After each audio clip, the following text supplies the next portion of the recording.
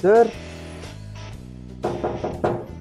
Sir welcome to the 50 shades of BTech life. మొదటి గ్రంథంలో నుంచి 3వ పేజ్. బీటెక్ జాయిన్ అవగానే ఫస్ట్ ఇంప్రెషన్ ఏంటంటే చాలామంది అడుగుతారు, అసలు ఫస్ట్ ఇంప్రెషన్ అంటే ఏంటి? మనం ఫస్ట్ చూడంగానే అరే అసలు ఏమన్నా ఉందా కాలేజ్లో, అరే ఏంద్రా అవుతుంది అన్నట్టు ఒక impression, right?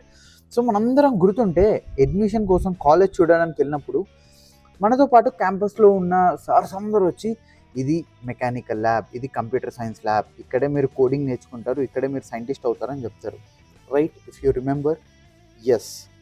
But in reality అసలు తెలుసుకోవాలని ఉందా ఏమవుతుంది అన్నది? అసలు ప్రతి ఒక్కరికి అడ్మిషన్ టైంలో ఏమవుతుంది, ఇన్ రియాలిటీ జాయిన్ అయిన తర్వాత ఏమవుతుంది అంటే 70% BTech is practical, 30% is theoretical అన్న వాళ్ళందరికీ this is the example. Just see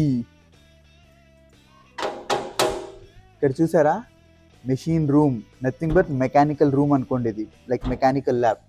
చూసారా, do not enter, authorised persons only. Wait చేస్తూ ఉండాలి ల్యాబ్ ఎప్పుడు ఓపెన్ చేస్తారా అని. సరే ఓపెన్ చేశారే అనుకో, ఇది వెల్డింగ్ మెషిన్, నువ్వు ముట్టుకోకూడదు. ఇది లేత్ మెషిన్, నువ్వు చేయలేవు. ఇది డ్రిల్లింగ్ మెషిన్, జాగ్రత్త హోల్ పడిపోద్ది.